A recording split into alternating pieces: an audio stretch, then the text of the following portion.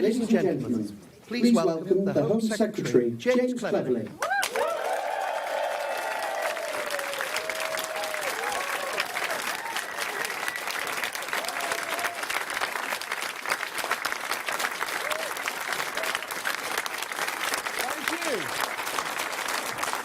Thank you.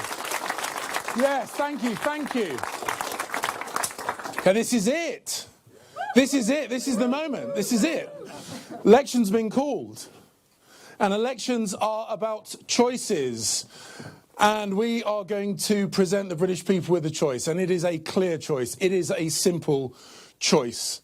And it's a choice about leadership, it's a choice about decisiveness, it's a choice about integrity, and it's a choice about what happens next for our country. That's what elections are about. So let me just briefly, before I cede the stage to the Prime Minister, let me just briefly remind us all why this choice matters so very much. Today we had fantastic economic figures.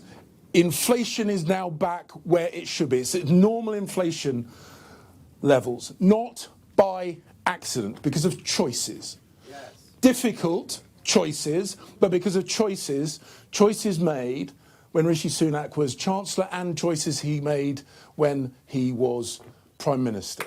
Yes.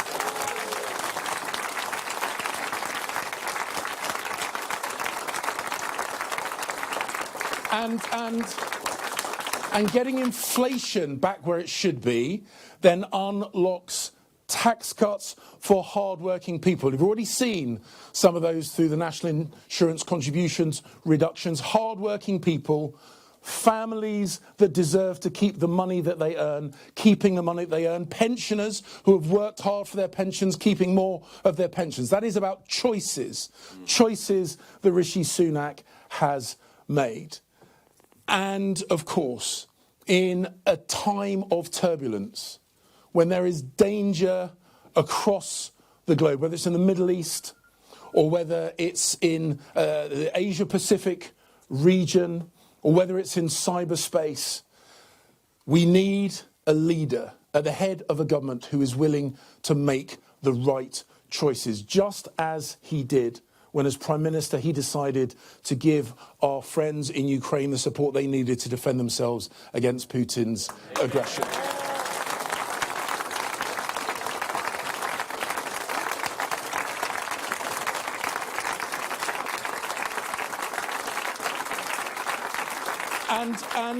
And as we present our case, to the British people, let's remind ourselves the other choice available to them, which is a Labour Party led by one of the various Keir Starmer entities. And I say that because I don't know who's turning up. I don't know what we're getting with a Keir Starmer-led Labour Party. Is it the Keir Starmer who backed relentlessly, not once but twice, Jeremy Corbyn to be Prime Minister? Is it that Keir Starmer? Yeah. Or is it the Keir Starmer that then promised to be continuity Corbyn when running for the leadership, to tickle the tummy of the left-wing voter bloc in the Labour Party? Is that Keir Starmer? Or the Keir Starmer that then denounced Jeremy Corbyn? Or is it the Keir Starmer who is now worried about the left flank of his Labour Party and starting to flirt once again with the language that he's used in the past? I genuinely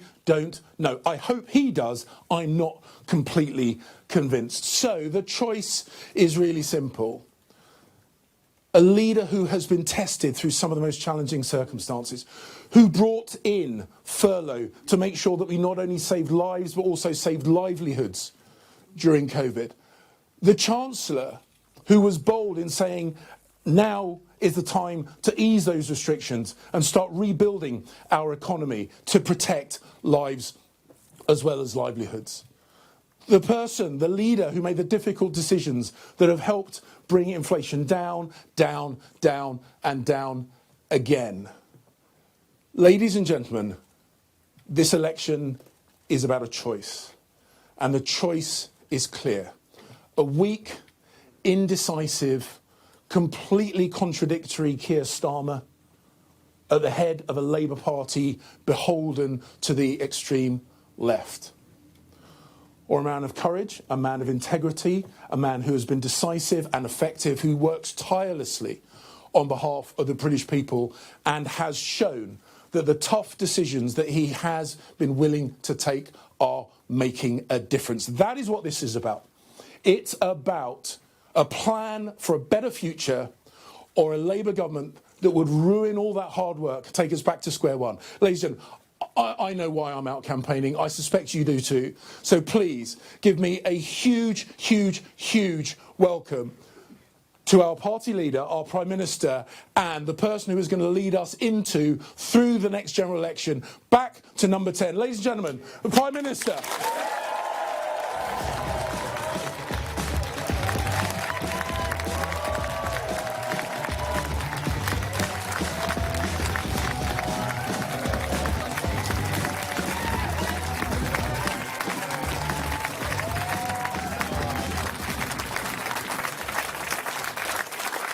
Friends, thank you. It is great to be with you all this evening. Great to be with you all the evening. You are the lifeblood of our incredible party, and I can tell by this reception that you are up for this general election.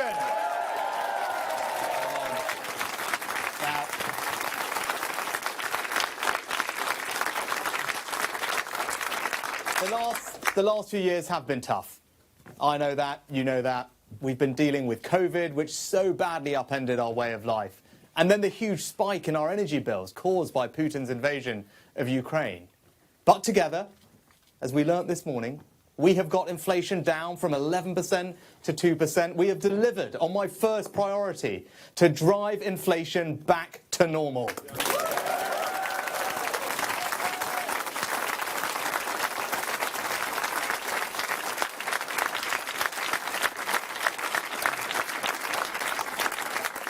Now, we've shown the country that it is only this Conservative Party that can deliver the economic stability, the foundation of our national success. The economy is growing again, faster than Germany, France and the United States.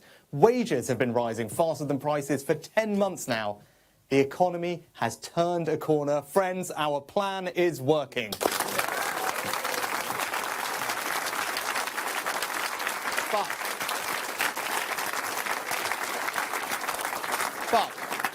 But with this hard-won economic stability comes a choice. Who do you trust to turn that foundation into a secure future for you, your family, and our country? Now is the moment for Britain to choose its future, to decide whether we want to build on the progress that we have made or risk going back to square one with no plan and no certainty. Now, we all know that the only certainty with Labour is that they will run out of money and raise your taxes.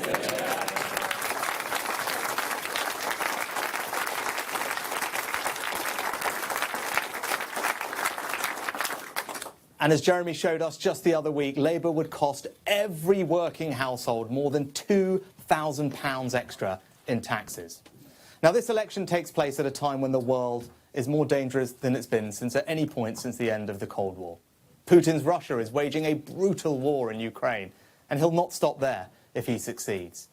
That war has also made all too clear the risk to our energy security. In the Middle East, the forces of Islamist extremism threaten regional and ultimately global stability. China is seeking to dominate the 21st century by stealing a lead in technology. And migration is being weaponized by hostile states to threaten the integrity of our borders. Now, these uncertain times call for a clear plan and bold action to chart a course to a secure future. And it is we Conservatives, and only we Conservatives, who have that plan, who are prepared to take that bold action to ensure that better future for our country and our children.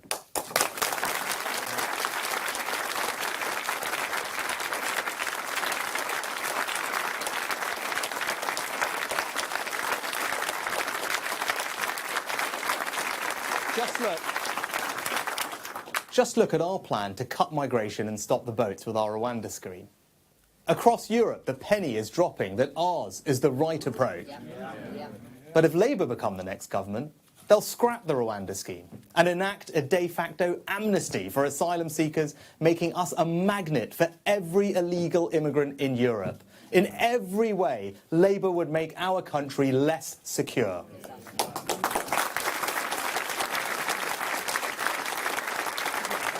Now,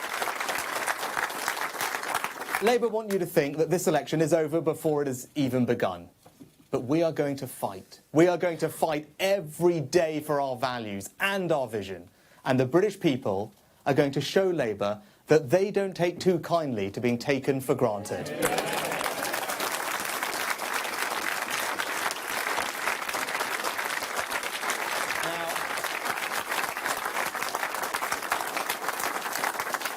On the 5th of July, either Keir Starmer or I will be Prime Minister. And he has shown time and time again that he will take the easy way out and do anything to get power. If he was happy to abandon all the promises that he made to become Labour leader once he got the job, how can you know that he wouldn't do exactly the same thing if he were to become Prime Minister? If he doesn't have the conviction to stick to anything he says, if he doesn't have the courage to tell people what he wants to do, and if he doesn't have a plan, how can he possibly be trusted to lead our country, especially at this, the most uncertain of times? Now,